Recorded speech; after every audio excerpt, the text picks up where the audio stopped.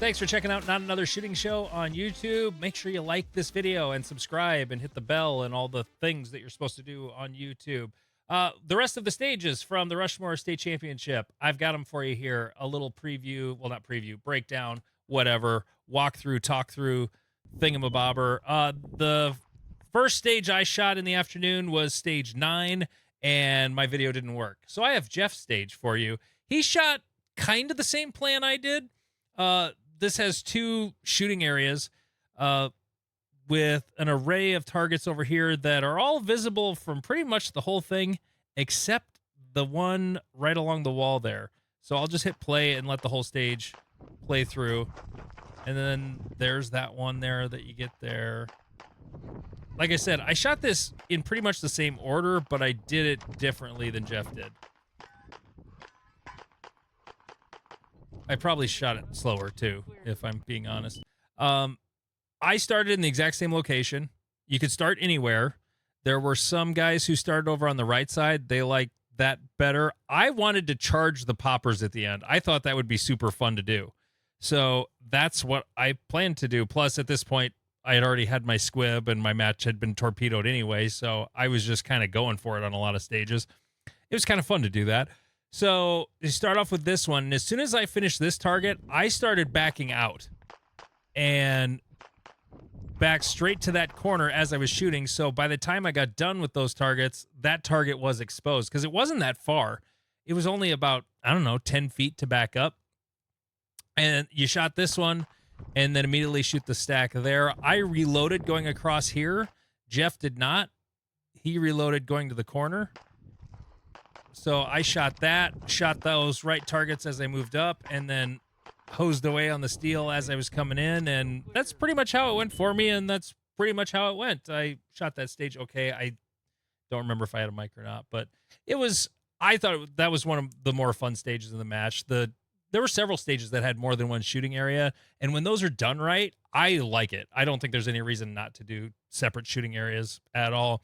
Stage 10, as we shot them, this was a very positional, triangular stage. You had to basically go everywhere, and there was nothing you could not avoid. One thing I want to point out again here, the mini poppers that they've got out at this range, they have sort of a strange sound. I'm going to turn up the audio for the first half of this.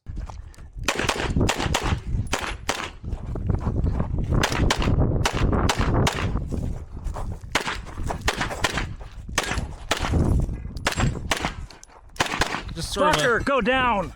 tink. Yeah, they don't make any noise if you don't hit them. But anyway. I don't like you! Yeah, I didn't like that. Big popper in the middle there, just staring at me, not going down when I wanted to shoot it. So there's 3 paper you had to shoot here. All had to be shot from this position, then go through the port to get that stack. I went across and got this mini. Some people saved that for after the middle array and would charge that paper on the left. And then this is a target I almost missed during the walkthrough. I was not going to go all the way in. And luckily, I saw someone go up there and air gun it. And, oh, yeah, we got to go shoot that guy. So, Fucker, go down! and then you go to the back and you shoot these 3 targets from here. And that was basically stage 10. So, on to the next one. This is the stage where I crashed and burned hard. So I'm going to play my version of the stage. I have Jeff's version. He shot it in reverse. There were 2 barrels that you had to start at with your hands on the barrel. So you can kind of see the barrel there in front of me. I started on the right side. It wasn't even a left-handed thing for me.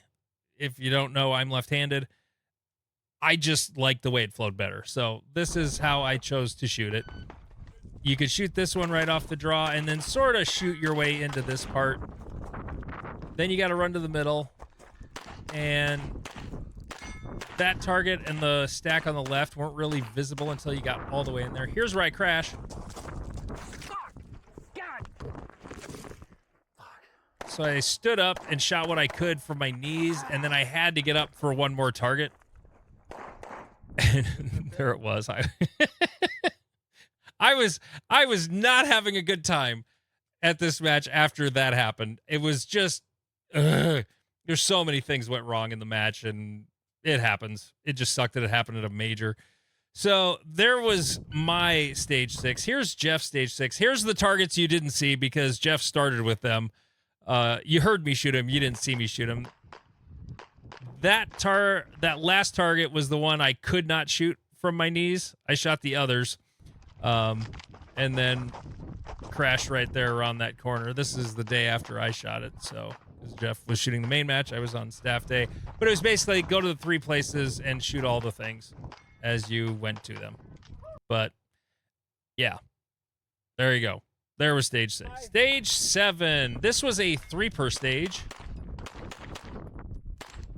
Why I shot that popper last, I have no idea. That was really dumb. But I was also really pissed off after falling down. And good hell, if I could knock down a mini popper this match, oh, it was terrible. Hey, at least I knocked that one down on the first shot. So this being 3-per really slowed you down. You could have kind of shot on the move a little more. I mean, you would have had to camp out in that corner. But it forced a reload here. You couldn't really flow the way you want to. And then we had the suspenders target over there. You'd seen the one stripe down the middle target. We were actually setting up this stage, and we were going to make this a tux. That's what the diagram was calling for. It was a tux target.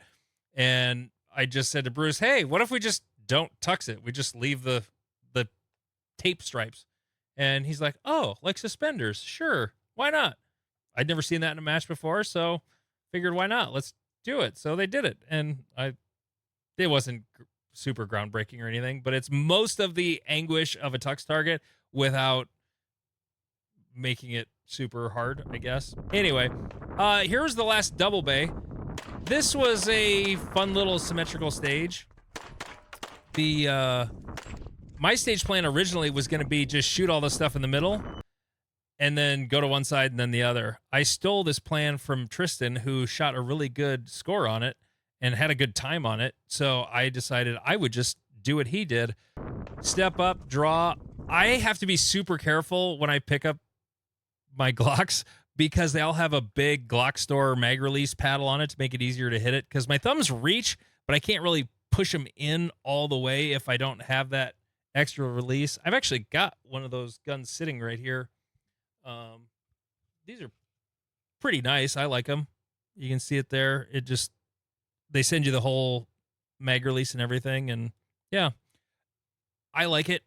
But the problem is, if you use that and you pick it up when that side is down, you will loosen the mag for yourself. So you have to be kind of careful with that sort of thing. So when I go up, you can see me be very gingerly picking it up slowly, but then pretty aggressively go after the targets on here. And yeah, fun little stage. Now, this is probably, I had the most fun. I don't know if this was my favorite stage of the match, but I had the most fun shooting this stage.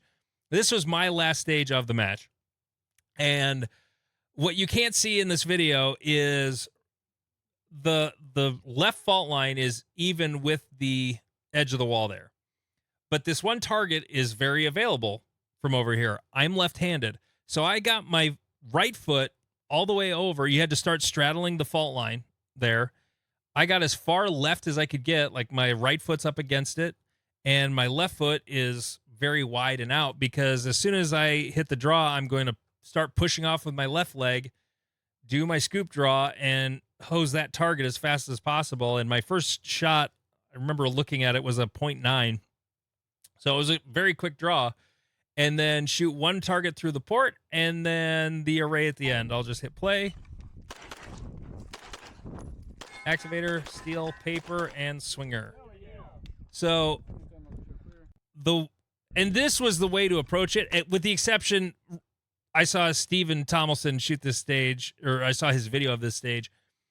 He did not shoot this target from here. Obviously, he shot this one and the second one through the port, which was the way to do it if you're right-handed. This would have been very hard to do for a righty. This was just sort of a lefty-only sort of thing that I was able to get away with. And I did get away with it, but shooting those two and then saving this paper because it did just take a while for that activator or for that swinger to come out. So it gave you one more thing to do before that swinger came out. And I thought it was a super fun stage. Unfortunately, I had a mic on the swinger. I shot it in like 478, I think was my time. It was I think it was either the fastest or the second fastest time in the whole match. So anyway, I've got one more stage to show you. Let me find it here. This was the stage that would have been in the last video, but I had the squib and I only shot 3 targets. So here's Jeff's version of this stage. So the third target he shoots, that one there is where I squibbed and died. So then all the rest of these were FTSA procedurals. And this was a pretty big stage. So most people that I know of cut through here. No one stayed in the shooting area over there. That mini popper got missed a lot. So as it replays here, so 1, 2, 3, 4, 5, and then that is where my gun died. That's where the 6th shot is where I had the squib noise, and that's where my match died. So I was going to actually run to the corner and then shoot those right 2 targets on the move going forward, if I remember my plan correctly. Now, when he goes to the middle here, this was a spot I planned to just shoot the paper and the mini popper, and then I was going to bail out because that paper target that's just behind the wall, even though it's right there and it's super close, you're going to get 2 alpha really easy.